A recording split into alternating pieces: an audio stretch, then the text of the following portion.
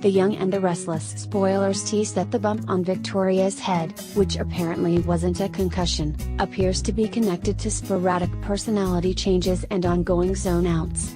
But is there more to the medical mystery behind Victoria's unusual behavior? One day she was unusually open with Abby and then began blubbering on her sister's shoulder. The next day Vicky was initiating frisky dealings with Ben Hockman. That's abnormal, especially for this character. No copays being requested by this scribe, who's only offering this speculative medical diagnosis in order to advance the healthcare debate in the United States and across the civilized world. Yes, some of us are willing to venture outside our comfort zones in order to adjust a system that needs more than fixing. Okay, so Abby threw a drink in Vicky's face at the top of the tower hours after Nikki performed brilliantly on the piano. Vicky slipped backwards and hit her head, apparently hard. After a handful of unusual physical incidents relating to her vision and hearing, Vicky sought medical input. Dr. Carlisle gave Vicky a good bill of health.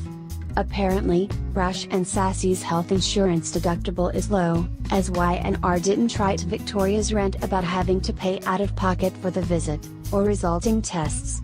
That point could have been inserted into the script if selective politics was purposely played, as in many others instances where other chosen matters are pushed.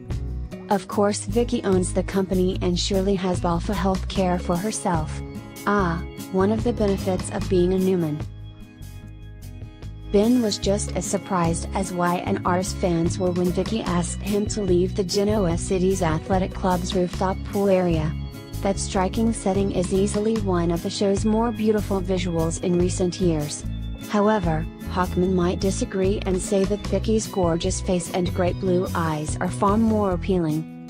The pair was later shown in Ben's suite starting to drink wine. Vicky was overcome and made a move on the investor that Phyllis directed to her earlier that day. Yes, some things move fast in the soap world. With all cheeky references now made, let's address the more serious issue.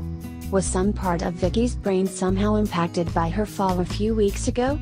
That would seem to be the case, though Dr. Carlisle will likely need to order more tests, or refer Miss Newman to at least one specialist in order to assess what's happening. These developments are actually scary, which is why humor was used as a cover in this feature. All who have experienced something similar, or have had a loved one go through this process may have foolishly tried to laugh off certain changes. But head injuries are no joke.